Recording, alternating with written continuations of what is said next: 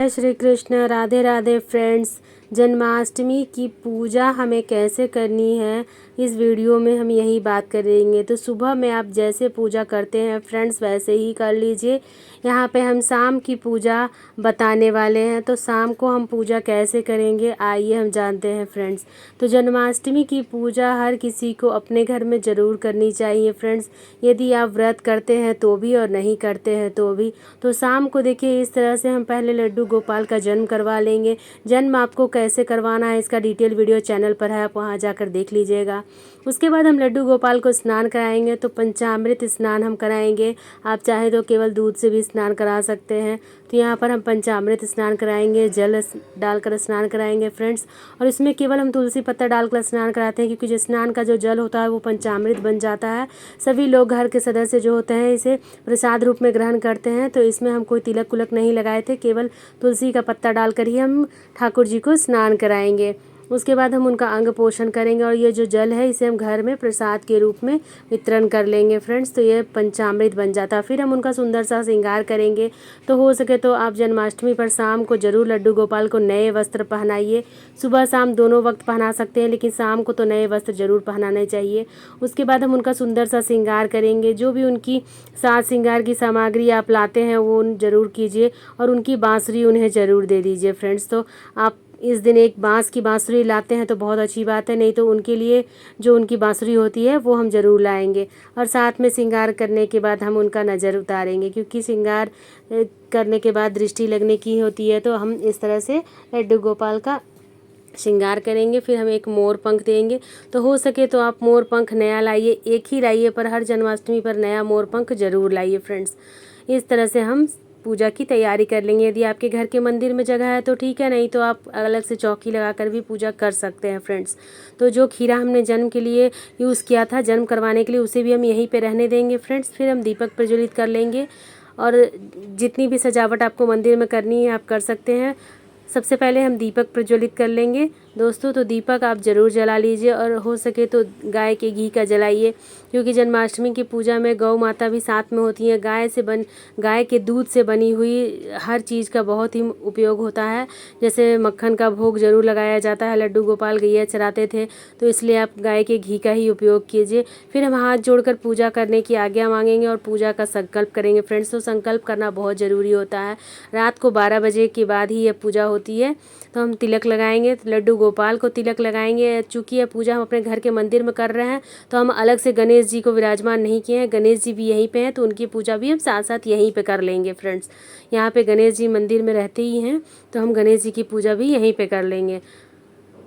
लड्डू गोपाल को तिलक लगाएंगे, गैया को भी हम तिलक लगाते हैं, सभी को हम तिलक लगाएंगे।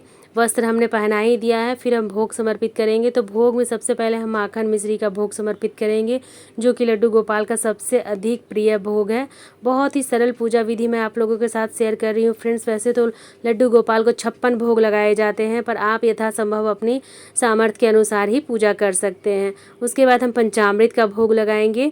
उसमें तुलसी पत्ता ज़रूर डालिए फ्रेंड्स। लड्डू गोपाल को जो भी भोग लगता है उसमें तुलसी पत्ता ज़रूर डालना चाहिए।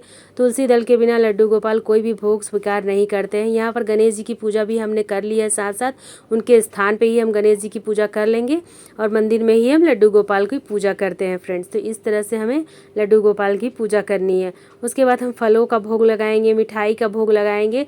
जो भी भोग आप समर्थ हो आप लगा सकते हैं। खीरे का भोग हमने पहले से ही लगाया हुआ है। तो इस तरह से हम लड्डू गोपाल की पूजा करेंगे। साथ में हम 1 लोटा जल रखेंगे। तो जल आप ज़रूर रखिए फ्रेंड्स। यथासंभव भोग रखिए लेकिन जल आप ज़रूर रखिए। तो इस तरह से हम जन्माष्टमी की बहुत ही सरल पूजा विधि आप लोगों के साथ शेयर कर रहे हैं। आप लोग बहुत ही कम सामग्री के साथ पूजा कर सकते हैं। यदि आपको कोई भी भोग ना मिले तो माखन मिश्री के साथ आप केवल तुलसी दल ही समर्पित कर दीजिए। भगवान के लिए इतना ही बहुत होता है। लड्डू गोपाल इतने से ही प्रसन्न हो जाएंगे। तो इस तरह से आप पूजा ज़रूर कीजिए। फिर हम धूप जला लेंगे। तो भोग समर्पित करने के बाद हम धूप दिखाएंगे फ्रेंड्स। तो भोग समर्पित हो जाए उसके बाद आप सुगंधित धूप जरूर जलाइए। पूजा का वातावरण बहुत ही सुगंधमय हो जाता है, इसलिए सुगंधित चीज़ें ज़रूर यूज़ करनी चाहिए। पूजा में फूल वगैरह जो भी हो सभी चीज़ें आप ज़रूर यूज़ कीजिए फ्रेंड्स। और जो भी फूल आपको यथासंभव मिले वो भी आप ज़रूर समर्पित कीजिए। तो यहाँ पर हमने बहुत ही सरल विधि आप लोगों के साथ शेयर की है फ्रेंड्स। आप लोगों को यह वीडियो कैसा लगा मुझे ज़रूर बताइएगा। फिर हम दक्षिणा समर्पित करेंगे। तो आज की जिन दक्षिणा समर्पित की जाती है उससे लड्डू गोपाल को वार के समर्पित की जाती है, क्योंकि इस तरह से नज़र ना लगे, दृष्टि ना लगे, इस तरह से वार के समर्पित की जाती है। और इससे लड्डू गोपाल के लिए ही आप कोई सामग्री ले सकते हैं फ्रेंड्स। तो इस तरह से आपको बहुत ही सरल तरीके से लड्डू गोपाल की पूजा करनी है। फिर हम आरती कर लेंगे। आरती करने के बाद ही हम भोग वगैरह जो है सभी चीज़ों ये करेंगे। तो आप बहुत ही प्रेम पूर्वक आरती कर लीजिए। पहले गणेश जी की आरती, फिर लड्डू गोपाल की आरती। आरती करने के बाद हम हाथ में जल लेंगे और चौकी के ऊपर से 2 बार वार देंगे। तो इस तरह से हमारी पूजा पूरी हो जाएगी फ्रेंड्स।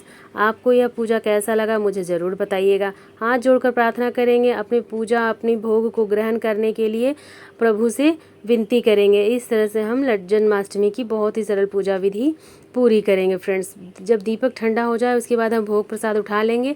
फिर हम लड्डू गोपाल को पूजा करने के बाद ही झूला झूलाएंगे। यदि आप झूला नहीं हो तो आप गोद में लेकर झूला झूला लीजिए, लेकिन जन्माष्टमी के दिन झूला ज़रूर झूलाइएगा फ्रेंड्स। और सभी प्रसाद को हम दीपक ठंडा होने के बाद उठा लेंगे। लड्डू गोपाल के वस्त्र चेंज कर उन्हें रात में सुला देंगे। ऐसा नहीं है कि बस इस सब चीज़ों को इसी तरह से छोड़कर ही आप पूजा